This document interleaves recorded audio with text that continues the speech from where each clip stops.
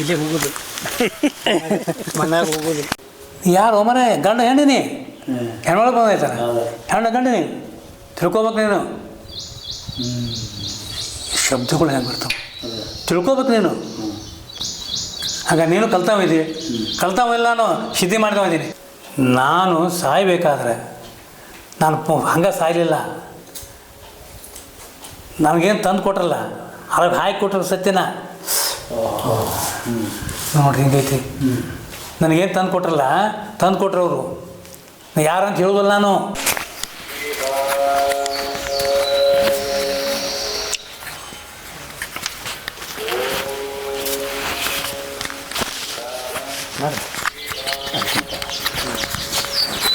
ಇಲ್ರಿ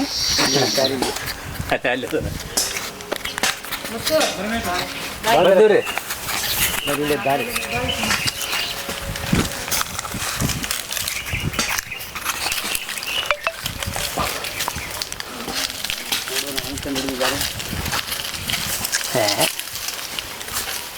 ನಿಸರ್ಗದ ಮಡಿಯಲ್ಲಿ ಬಿಡ್ರಿ ಸರ್ ಇದು ಯಾಕ್ರಿ ಸರ್.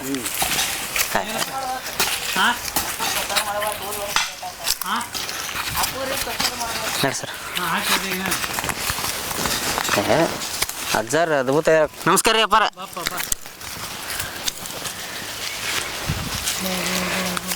ಕಂಪ್ನಿ ಜೋರ ಬಂದೈತಲ್ಲ ನೀನು ಬನ್ನಿ ಬರತ್ತೀವಿ. ಜಗಳ ಮಾಡಕ್ಕೆ ಬಂದಿವ್ರಿ. ಜಗಳ ಮಾಡಕ್ಕೆ ಬಂದಿವ್ರಿ.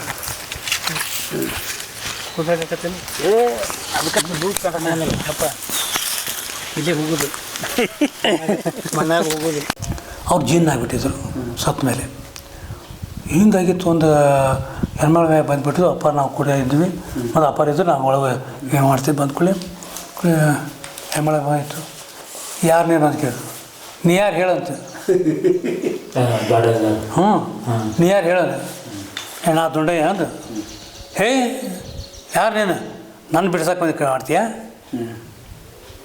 ಯಾರು ಮನೆ ಗಂಡ ಹೆಣ್ಣಿನಿ ಹೆಣ್ಮಳ ಬಂದೈತಾರ ಹೆಣ್ಣು ಗಂಡಿನಿ ತಿಳ್ಕೊಬೇಕು ನೀನು. ಶಬ್ದಗಳು ಹೆಂಗೆ ಬರ್ತಾವೆ ತಿಳ್ಕೊಬೇಕು ನೀನು.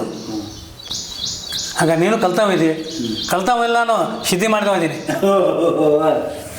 ಯಾಕಂದ್ರೆ ಸಾಳ್ವಿನ ಮಠ ಸಿದ್ಧ ಮಠ ಅದು ಸಿದ್ಧಾಟಿಗೆ ಅಂತಾರೆ.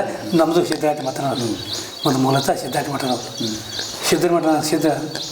ಹಂಗಾರೆ ಯಾರು ನೀನು. ನಾನು ನಿರಂಜನ ಅಂದ.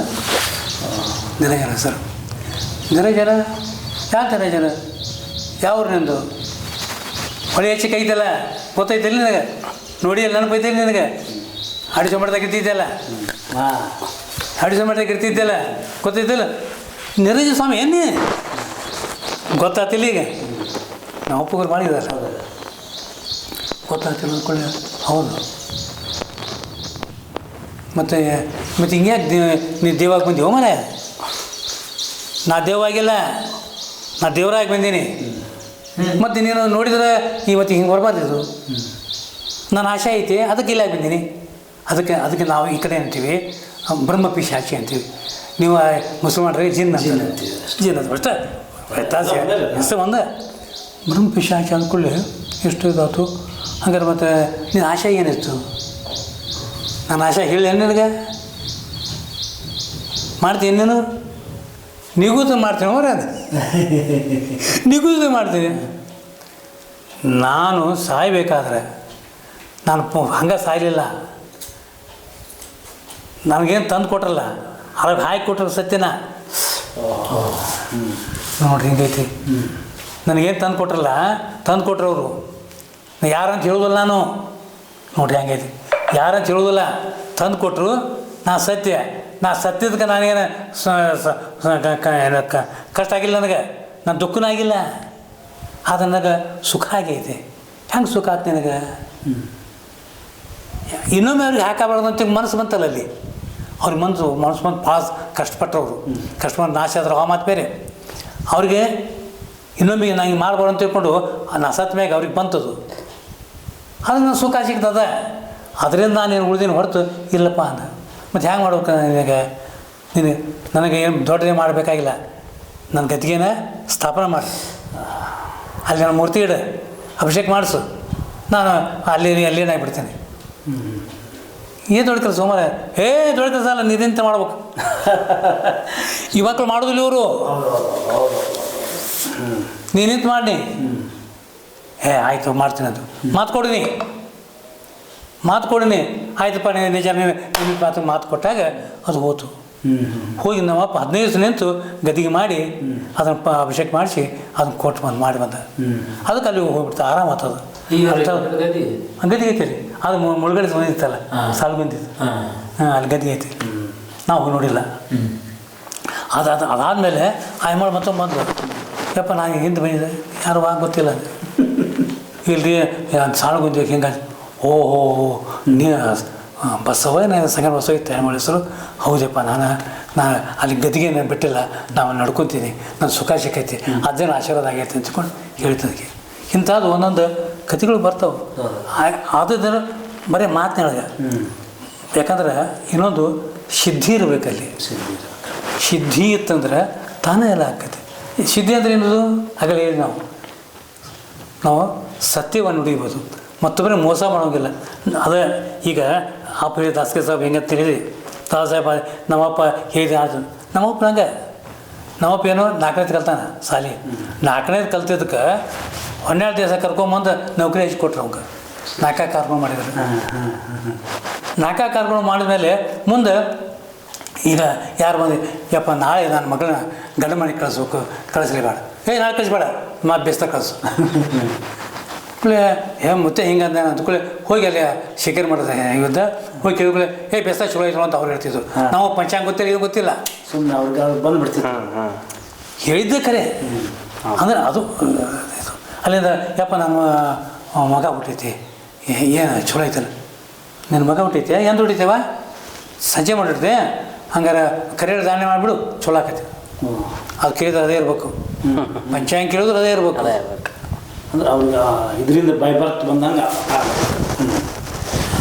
ಒಳಗಿಂದ ಅಂದ್ರೆ ಅದು ಸಿದ್ಧಿ ಆಗಿಬಿಡ್ತೈತಿ. ಅಂದ್ರೆ ಮಾಡಿದ ವಾಕ್ಯ ಸಿದ್ಧಿ ಆಗ್ಬೇಕಾದ್ರೆ ಇದೇ ಕಾರಣ. ಮತ್ತೊಂದು ಏನಿಲ್ಲ, ನಾವು ಮತ್ತವ್ರಿಗೆ ಮೋಸ ಮಾಡ್ಬೇಕು, ಮಾಯ ಮಾಡ್ಬೇಕು, ಏನು ಬರಬಾರ್ದು. ಅದಿದ್ದರೆ ಸಿದ್ಧಿ ಆಕೈತೆ ಹೊರತು ಮತ್ತೊಂದಿಲ್ಲ. ಇದು ತೋರ್ದು ಇಲ್ಲ. ಆಮೇಲೆ ಅಲ್ಲಿ ಇದು ಇರ್ತಿಲ್ಲ ಮೊದಲ ಭಯಂಕರ ಬರೀ ದೇವಾನ ಇದ್ದಿಲ್ಲ. ಎಲ್ಲಿ ಕಸ್ತೂರಿ ಮಠ ಅಂದ್ರೆ ದೇವ ಮಠ ಅಂತಿದ್ರಲ್ಲಿ. ಹೌದು, ಎಷ್ಟು ಬರ್ತಿದ್ರು ಅಲ್ಲ, ಅಲ್ಲಿ ನಿಂತು ಕೈ ಕಟ್ಕೊಂಡು ನಿಂತು ನೋಡ್ತಿದ್ವಿ ನಾವು. ಅದಕ್ಕೆ ನೀವು ಒಂದು ಹೇಳ್ಬೇಕಂದ್ರೆ ಒಂದು ಪತ್ರ ಬಂತು ನಮ್ಗೆ, ದೇವ ಬಿಡಿಸೋ ಮಠ ಅಂತ ಬಂತು ಪತ್ರ. ಶಿಲಾ ಮಠಕ್ಕೆ ಬಂದಿತ್ತು ಅದು. ದೇವ ಬಿಡಿಸೋ ಮಠ ನೀವು ದೇವ ಬಿಡಿಸೋ ಮಠ ಅಂತ ಬಂದಿತ್ತು. ಒಬ್ಬರು ಕತೂರಿ ಮಠ ಅಂತ ಬರಿತಿದ್ರು, ಕತ್ರಿ ಮಠ ಅಂತ ಬರಿತಿದ್ರು, ಸೀದಾ ಅಲ್ಲಿಗೆ ಮಠಕ್ಕೆ ಬರ್ತಿದ್ವು. ಹಿಂಗೆ ಅಂದ್ರೆ ಹೆಸರುವಾಸಿ ಆಗಿತ್ತು. ಮುಖ್ಯವಾಗಿ ಅಂದರೆ ಅದು ಹೇಳಿದ್ವಲ್ಲ, ಕೈ ನೋಡೋಂಗಿಲ್ಲ, ಕೊಡ್ತಾರಂತ ಅಪೇಕ್ಷೆ ಮಾಡೋಂಗಿಲ್ಲ, ಇಷ್ಟೇ ಬೇಕಂತ ಕೇಳೋಂಗಿಲ್ಲ. ಅಂದ್ರೆ ಅಲ್ಲಿ ಉಳಿತೈತಿ, ಮಾತು ಉಳಿತೈತಿ. ನಾವು ಏನು ಮಾಡಬೇಕು, ನಾವು ಕರ್ತೇವೆ ನಾವು ಮಾಡಿದರೆ ಅವ್ನು ಪರಮಾತ್ಮ ಪರೀಕ್ಷೆ ಮಾಡ್ತಾನೆ. ಮತ್ತು ಯಾಕಂದ್ರೆ ಮಗ ಈಗ ನಾಟಕ ಮಾಡ್ತಾನೆ ಇವ ಅಂತ ತಿಳ್ಕೊಂಡು ತಿಂಗಳ ತನಕ ಉಪವಾಸ ಕೊಡ್ತಾನೆ. ಹೌದು, ಊಟಕ್ಕೆ ಇರೋದಿಲ್ಲ, ಉಪವಾಸ ಕೊಡ್ತಾನೆ. ಆದರೆ ಲಲಚ್ ನೋವನ ಆಗಬಾರ್ದು. ಹಂಗಾದ್ರೆ ನಮಗೆ ಸುಖ ಸಿಗ್ತೈತಿ. ಮತ್ತು ಮುಂದೆ ಯಾವಾಗಲೂ ಇರ್ತೈತಿ. ಒಂದು ನೆನಪು ಮಾಡ್ತೈತಿ ನಾವು ಮಾತು. ಸ್ವಾಮಿ ರಾಮ್ ಅಂತ ಇದ್ದರು. ಸ್ವಾಮಿ ರಾಮ್ ಅಂತ ತಪಸ್ಸಿನಾಗ ಅತ್ಯಂತ ಇದ್ದವರು. ಮುಂದೆ ಸಣ್ಣ ಹುಡುಗಿದ್ದಾಗ ತಂದೆ ತಾಯಿ ಯಾರೂ ಗೊತ್ತೇ ಇಲ್ಲ. ಹಿಮಾಲಯಕ್ಕೆ ಹೋಗ್ಬಿಟ್ಟವ, ಗೊತ್ತೇ ಇಲ್ಲ. ಹೋಗಿ ಅಲ್ಲಿ ಬರೀ ಅವರು ಹಿಮಾಲಯ ತಿರುಗಾಡು ಮುಂದೆ ದೊಡ್ಡ ಜ್ಞಾನಿ ಆದ. ಅವಂಗೆ ಶಂಕರಾಚಾರ್ಯ ಪೀಠಕ್ಕೆ ಮಾಡಿದರು, ದ್ವಾರಕಾಚಾರ್ಯ ಪೀಠಕ್ಕೆ ಮಾಡಿದ ಮೇಲೆ ಅವಂಗೆ ಬಂಧನ ಆಗಿಬಿಡ್ತು. ಯಾಕೆ ಬಂಧನ ಅಂತ ತಿಳ್ಕೊಡ್ರಿ, ನಾವು ಕುಲ ಇರೋದು ಮಾತೇ ಬೇರೆ. ಇದು ಸ್ವಾಮಿಗಳು ಆದ್ಕೊಳ್ಳಿ ಇಷ್ಟದಿಂದ ಇರಬೇಕು, ಅವ್ರು ಕರಿಬೇಕು, ಅವ್ರು ಬಂದು ಕರಿಬೇಕು, ಬಂದು ದಂಡ ಹಿಡ್ಕೊಂಡು ಹೋಗ್ಬೇಕು, ಆಸನ ಹಿಡ್ಕೊಂಡು ಹೋಗ್ಬೇಕು, ಅಂದ್ರೆ ಇವ್ರು ಹೋಗ್ಬೇಕು. ಇದಕ್ಕೆ ಹೋಗಕ್ಕೆ ಬರೋದಿಲ್ಲ, ಅದು ಬಂದ ಚೌಕಟ್ಟು. ಅದು ನನಗೆ ಚೌಕಟ್ಟು ಹಾಕತ್ತಿ ಅಂತ ತಿಳ್ಕೊಂಡು ನಾವು ತಡ್ಕೊಳಕ್ಕಾಗಿಲ್ಲ.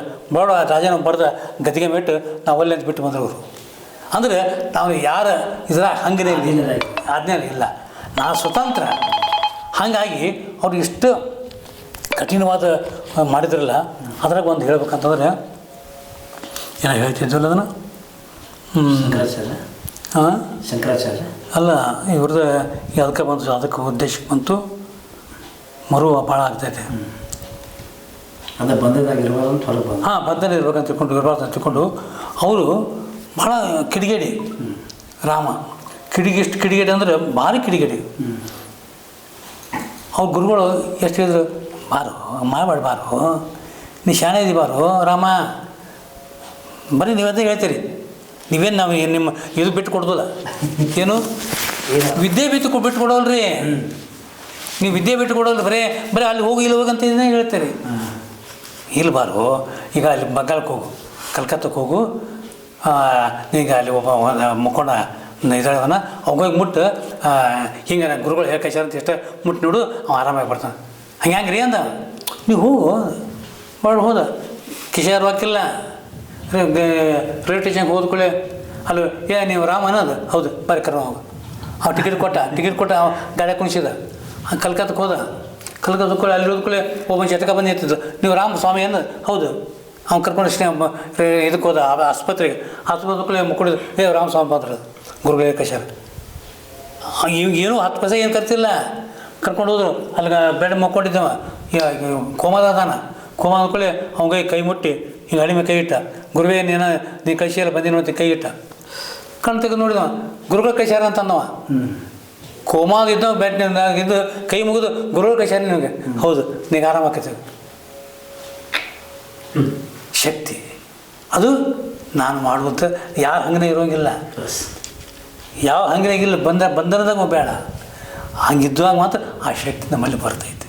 ಮತ್ತು ಇನ್ನು ಸಹಿಸ್ಕೋಬೇಕಲ್ಲ, ಇನ್ನೊಂದು ಹೇಳ್ಬೇಕಾಯ್ತದ, ಸಹಿಸ್ಕೊಳ್ಳೋ ಶಕ್ತಿ ಅಂದರೆ ಅವ್ರಿಗೆ ಆ ಗುರುಗಳ ಹತ್ರ ಸಾಕಷ್ಟು ಮಂದಿ ಸನ್ಯಾಸಿಗಳು, ಬೈರಾಗಿಗಳು, ಏನೊಂದು ಏನಂತಾರಲ್ಲ ಅವರು ಬೂದಿ ಬಿಡ್ಕೊತಾರಲ್ಲ, ಬೈರಾಗಲ್ಲ ಅಲ್ಲ, ಇನ್ನೊಂದು ಏನಂತ ನಾಗ ಪಂಥದವರು ಘೋರಿಗಳು ಭಾಳ ಬರ್ತಿದ್ರು ಇಲ್ಲಿ. ಮತ್ತು ಎಲ್ಲರೂ ಕೂಡೋದಾಗ ಅವು ಬಂದ ಊಟ ಹೊತ್ತಿಗೆ ಬಂದವ.